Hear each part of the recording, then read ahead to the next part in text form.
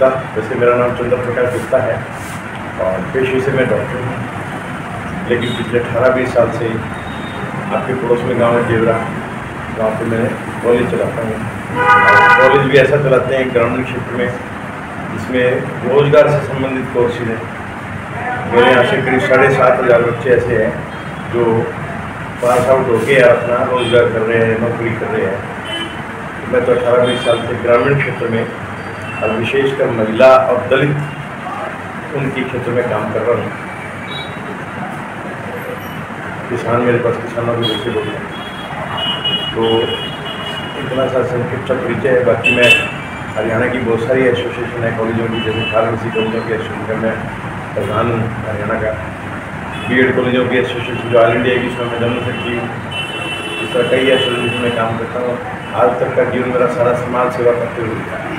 गुप्ता जी, जैसा हमें अभी तक पता चला है कि आपका नाम ज़्यादातर समाज सेवी में लिया जाता है, ऐसा क्या कारण है कि आप राजनीति में आना चाहते हैं? राजनीति पहली बात तो बहुत अच्छी चीज़ है।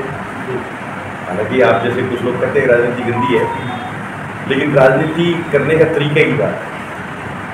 आम आदमी पार्टी की राजनीति नहीं है, सही मायने में वो सामाजिक संगठन की तरह काम करता है।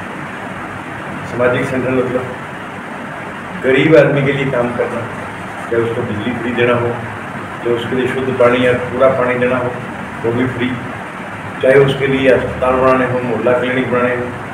अरविंद केजरीवाल ने अपने जीवन का स्टार्टिंग से लेके, उसने जब अफसरों के पास लोग जाते थे और लोगों को अपना जवाब नहीं देते थे, तो उसके लिए संघर्ष किया, RTI एक्ट लेके आया, कांग्रेस के भ्रष्टाचार के लिए लड़ाई ली, अनेकों हज़ारों काम किए, महिलाओं के लिए बसें खड़ी करी, उनके खातों में 1000 रुपये महीना आ रहा है, दिल्ली और पंजाब। ये सब चीज़ें एक किस्म की सामाजिक हैं, इसको राजनीति से ना जोड़ा जाएगा। बाकी सारी पार्टियां जो हैं वो राजनीति करती हैं, कोई हिंदू मुसलमान की राजनीति करता है, कोई जात बिरादरी की राजनीति करता है।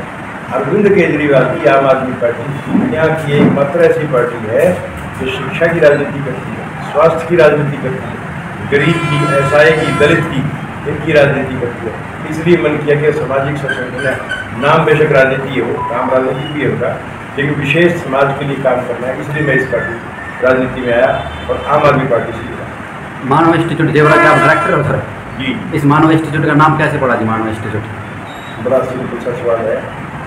सारी उम्र से मेरी इच्छा थी, जब मैं चिकित्सा कार्य करता था तब भी, कि जब तक बच्चे में एक संस्कार नहीं होंगे पूरे, तब तक एक व्यक्ति का निर्माण नहीं हो सकता। जब तक उसको प्रॉपरली पढ़ाई लिखाई नहीं होगी वो एक व्यक्ति नहीं बनेगा।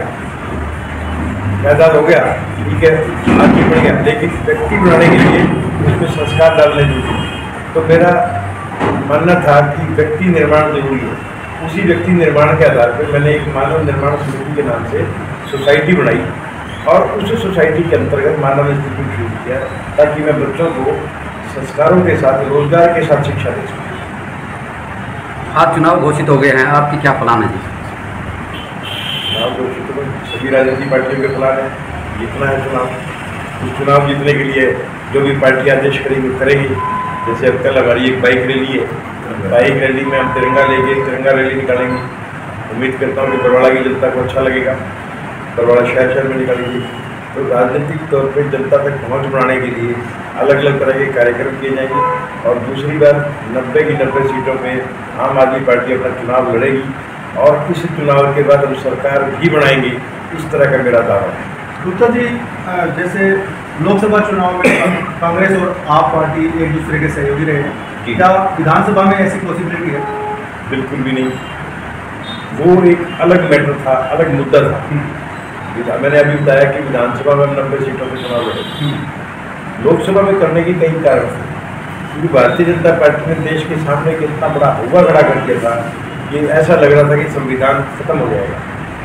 संविधान को बचाने के लिए, देश के आरक्षण को बचाने के लिए, दलितों के लिए, पिछड़ा वर्ग के लिए, देश को आगे गति देने के लिए एक बार हमें अपने भ्रष्टाचारी दोस्त जो है उनका साथ भी लेना पड़ा। क्योंकि मोदी को रोकना ज़्यादा जरूरी था, भारतीय जनता पार्टी को रोकना जरूरी था, इसके लिए वो करा गया। लेकिन वो राष्ट्रीय मुद्दे के आधार पर था, राष्ट्रीय मुद्दे राष्ट्र के लोकसभा चुनाव के साथ खत्म हो गई। अब हरियाणा के मुद्दे हैं, हरियाणा के मुद्दों पर चुनाव लड़ा गया। खिलाड़ी विनेश फोगाट को आपने निमंत्रण दिया जी, मानव इंस्टीट्यूट में खेल अकेडमी खोलने का, इस बारे में बताइए। अच्छा जी, विनेश फोगाट हरियाणा की बेटी है। वो हरियाणा की बेटी नहीं है, वो हरियाणा के हर आदमी का